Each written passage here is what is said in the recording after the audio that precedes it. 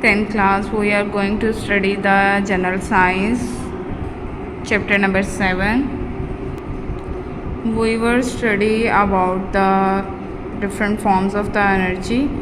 ठीक है, उसमें से हम 3 टाइप्स जो हैं, kinetic energy, potential energy and elastic potential energy, ये 3 हम पढ़ चुके हैं.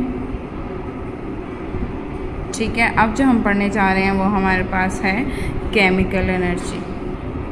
जी, तो हम पढ़ने जा रहे हैं केमिकल एनर्जी के बारे में. ठीक है, अब केमिकल एनर्जी जो है, जैसा कि उससे नाम से ज़ाहिर होता है, the energy stored in a chemical substances is known as chemical energy. ठीक है, एनर्जी जो कि केमिकल्स में स्टोर होती है उसको हम क्या कहते हैं, केमिकल एनर्जी. और ये रिलीज़ किस तरह से होती है, आपको पता है, एटम्स या जो हैं जब कंबाइन करते हैं आपस में तो वो क्या करते हैं, किसी ना किसी बॉन्डिंग से. बॉन्डिंग क्या होता है, लेट सपोज अगर आपके पास 2 एटम्स हैं, कार्बन और हाइड्रोजन जो हैं, वो आपस में एक दूसरे के साथ मिल के रहेंगे. मिल के किस तरह से रहते हैं, ये जो है हाइड्रोजन जो है वो अपना इलेक्ट्रॉन ट्रांसफ़र करेगा कार्बन को. ठीक है, तो एज अ रिज़ल्ट क्या होगा, आपस में दोनों में बॉन्डिंग हो जाएगी. ठीक है, CH4 जिसे मीथेन या नेचुरल गैस कहते हैं, ये बनेगा. इस तरह से क्या होता है, डिफरेंट टाइप्स ऑफ एटम्स या एलिमेंट्स क्या करते हैं, आपस में कंबाइन करते हैं. और कंबाइनिंग के लिए क्या करना पड़ता है, इलेक्ट्रॉन या तो शेयर करना पड़ता है या क्या करना पड़ता है, गेन करना पड़ता है या लूज़ करना पड़ता है. इस तरह केमिकल सब्सटेंसेस में बॉन्डिंग पैदा होती है. ठीक है, sometime the energy is emitted during the chemical reaction. ठीक है, बाज़ औक़ात ऐसा होता है कि कोई केमिकल रिएक्शन होता है और उसके नतीजे में एनर्जी रिलीज़ होती है. आपकी छोटी सी मैं आपको डेली लाइफ से एग्जांपल देती हूँ. देखो, जिस तरह समटाइम ऐसा होता है, हम सर्फ़ जो है वो हाथ में पकड़ते हैं, चाहे वो सर्फ एक्सेल हो या पोनस हो, और थोड़ा सा अगर उस पर हम पानी का कतरा गिरा लें या हमारे हाथ गीले हों तो हमें दोनों तरह का, समटाइम हमें हीट अप महसूस होती है, समटाइम हमें ठंडक महसूस होती है. ठीक है, हीट का लूज़ होना और हीट का गेन करना दोनों क्या आ जाते हैं, केमिकल रिएक्शन. ठीक है, तो इस तरह से क्या होता है, जो हमें हीटअप महसूस होती है वो क्या होते हैं, energy is emitted during a chemical reaction. इस तरह से क्या होता है, एनर्जी इमिट करती है किसी भी केमिकल रिएक्शन के दौरान. अब वो बता रहे हैं कि ये एनर्जी जो है इन केमिकल सब्सटेंसेस के पास आती कहाँ से है.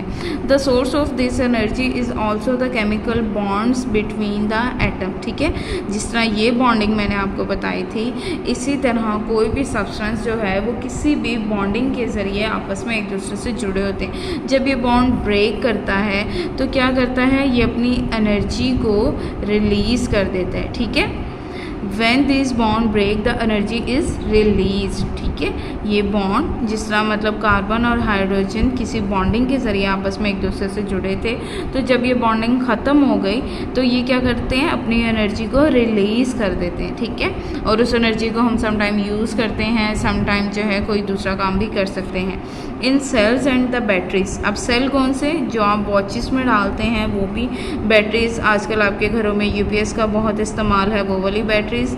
The chemical energy is transform into the electrical energy. ठीक है, अब देखो जो सेल था उससे, जिस तरह सोलर पैनल है वो भी एक सेल की टाइप है. ठीक है, उससे हम क्या करते हैं, ना सिर्फ इलेक्ट्रिकल एनर्जी बल्कि और भी बहुत सारे काम ले लेते हैं. ठीक है, उससे हम लाइट ऑन करते हैं, घरों के पंखे चलाते हैं. इसके अलावा जो आपकी बैटरीज UPS में यूज़ हो रही हैं उससे भी हम क्या करते हैं, ना सिर्फ अपने घरों को रोशन करते हैं बल्कि साथ साथ हम क्या करते हैं, फैंस वगैरह को भी ऑन करते हैं. तो ठीक है, इन सेल्स और बैटरीज़ की जो केमिकल एनर्जी है वो किस में ट्रांसफ़र हो जाती है, इलेक्ट्रिकल एनर्जी में. The energy obtain by burning the fuel in car is also a chemical energy. ठीक है, अब हमारे पास क्या है, लेट सपोज कार्स हैं, मोटरसाइकिल्स हैं, तो उनमें हम क्या डालते हैं, फ्यूल डालते हैं. तो फ्यूल में भी क्या होती है, हमारे पास केमिकल एनर्जी होती है. तो जो हम कार्स को और मोटरसाइकिल को चलाते हैं, उसको चलाने के लिए क्या होता है, फ्यूल के जब बॉन्ड्स ब्रेक करते हैं तो वो क्या करते हैं, एनर्जी रिलीज़ करते हैं और उस एनर्जी को यूज़ करते हुए हम अपनी व्हीकल को चला लेते हैं. The energy obtain by our body by consuming the food is also the chemical energy. ठीक है, जो हम खाना खाते हैं, चाहे हम रोटी खा रहे हैं या चावल खा रहे हैं, तो उसको जब हम कंज्यूम करते हैं, हमारी बॉडी का जब पार्ट बनता है, तो वो भी क्या करता है, एनर्जी को रिलीज़ करता है और उसी एनर्जी से हम अपनी बॉडी के मुख्तलिफ काम को सर अंजाम देते हैं। ठीक है, वो भी कौन सी एनर्जी होती है, केमिकल एनर्जी।